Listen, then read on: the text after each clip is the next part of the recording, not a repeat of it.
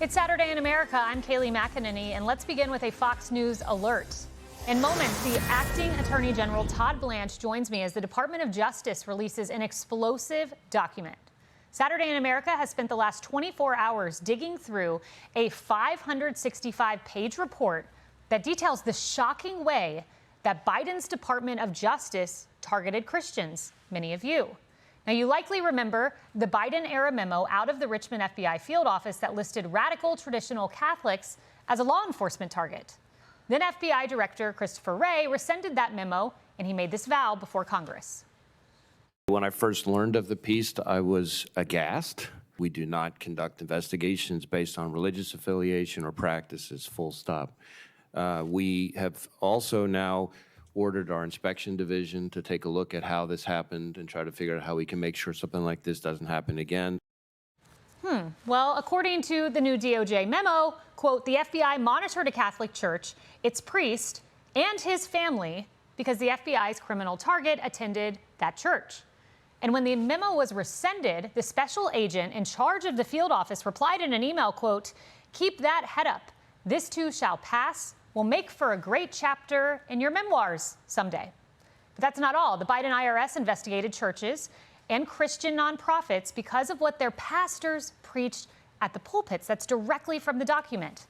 They denied a Christian group's tax-exempt status because its, quote, Bible teachings are typically affiliated with the Republican Party and candidates.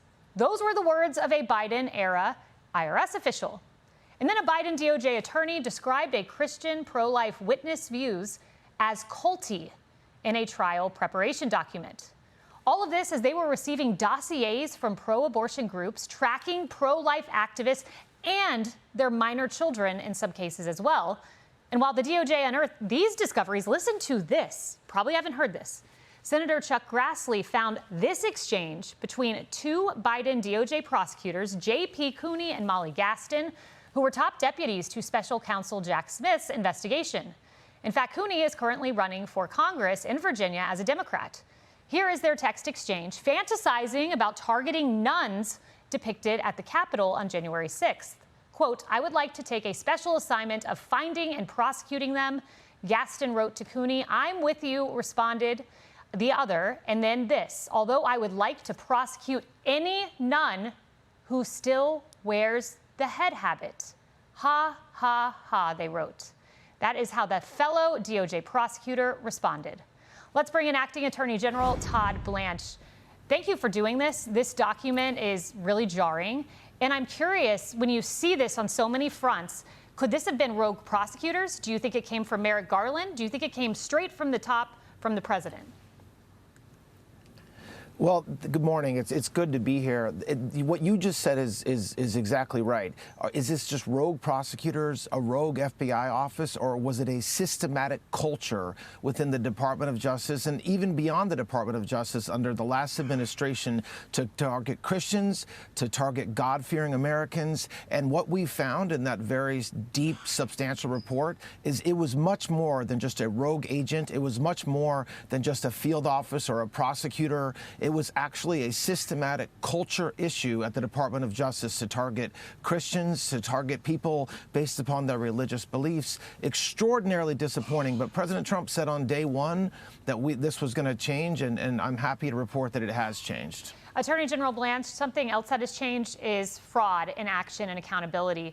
We are seeing action pretty much every day out of DOJ. We saw it this week, 22 fraud raids in Minnesota. But Governor Tim Walz came up, and here's what he said. If you commit fraud in Minnesota, you're going to get caught. That's exactly what we saw today. We catch criminals when state and federal agencies share information, joint investigations work. Has he been on the case? I mean, he's acting like he's leading the charge here.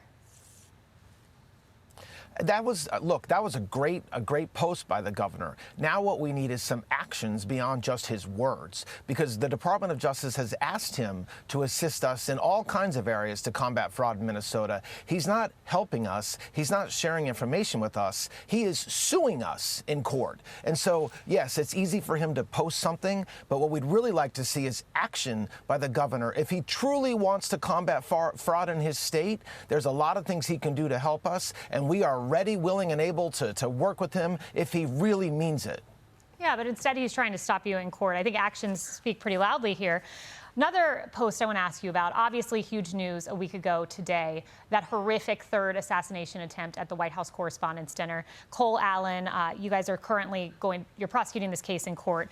But here's what the former President Obama said. Although we don't yet have the details about the motives, this was earlier this week, behind last night's shooting at the White House Correspondents' Dinner, it's incumbent upon all to reject the idea of violence. He goes on. The motive seems pretty clear here. There was a whole dossier. Do you have any questions about the motive?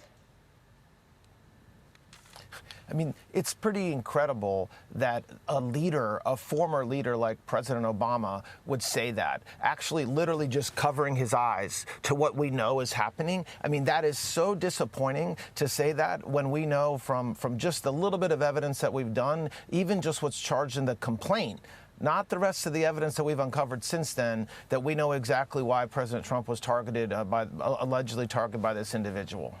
Yeah, he was clear. It was a long dossier there, and he laid out exactly what his plans were. I want to stay on this topic with Judge Leon. He is who you are dealing with in court as the president endeavors to build this ballroom, which is important now more than ever. I was looking through a legal document from Judge Leon, a decision from April 16th. Here's what he said. Defendants argue that security-related elements of the ballroom, such as missile-resistant steel columns and beams, drone-proof roofing, and bullet and blast-proof glass windows, will advance safety and security interests as part of an inseparable whole. In my view, these arguments fail to justify defendants' extraordinary, if not disingenuous, reading of my preliminary injunction. Those words did not age well. What are your thoughts on them now? I was going to say the same thing, that those words did not age well. I mean, what we saw last Saturday night, which again is something we've seen repeatedly against President Trump over the past several years, it's sad and it's disappointing that Washington, D.C., a few people within Washington, D.C. refuse to recognize what we need to do. And the ballroom is just one example. The ballroom will do exactly what President Trump has said it will do. Not only is it beautiful, not only will it be something that this country can be proud of for generations to come, but will help keep him safe. It will help keep his family safe. And the fact that there's kind of, again, you're ignoring the facts. You're ignoring reality if you say that we don't need a structure like that to help keep the president safe. And not just President Trump, but presidents to come. And so I hope that the court, as it winds its way through the court, that we get the right result, and I expect that we will. Another topic that we cover extensively here is voting and the sanctity of our elections. And just yesterday, we saw that there was in Newark illegal immigrants, I believe, prosecuted for voting in 2 federal elections. Can you tell us what you found?